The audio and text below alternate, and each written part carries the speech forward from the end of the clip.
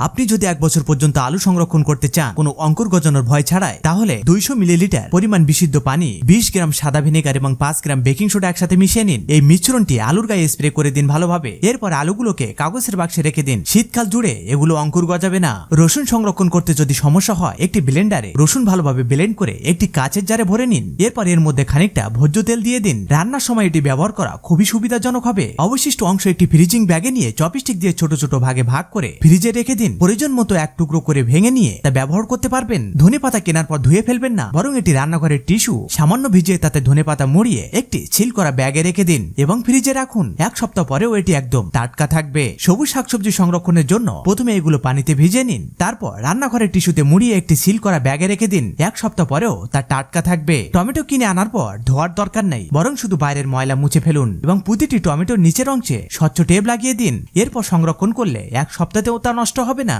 চাল ঠিক মতো সংরক্ষণ না করলে পোকা ধরে যায়। এজন্য একটি টিস্যুর মধ্যে একটি আদার টুকরা, একটি রসুনের কোয়া ও কিছুটা বেকিং সোডা রেখে ভালোভাবে মুড়িয়ে চালের মধ্যে রেখে দিন। এতে করে 1 বছরের জন্য পোকা ধরবে না। পেঁয়াজ পাতা বা বড় পেঁয়াজ সংরক্ষণের জন্য একটি প্লাস্টিকের ছোট টুল ব্যবহার করুন। টুলের নিচে কিছু প্লাস্টিকের র্যাপ বিছিয়ে দিন, তার উপর কিছু মাটি ছড়িয়ে তাতে পেঁয়াজ পাতা গেঁথে দিন। মাটি না শুকানো পর্যন্ত পানি দেওয়ার দরকার নেই, আর পেঁয়াজ পাতাগুলো লম্বা সময় পর্যন্ত তাজা থাকবে এবং সোজা দাঁড়িয়ে থাকবে। এই টিপসগুলো যদি আপনার সামান্য উপকারে আসে, তাহলে অবশ্যই শেয়ার করে রাখুন, যাতে আপনি ও আপনার বন্ধুরা সহজে ভিডিওটি খুঁজে পান। এবং অনুরোধ থাকবে লাইক, সাবস্ক্রাইব ও ফলো করতে ভুলবেন না।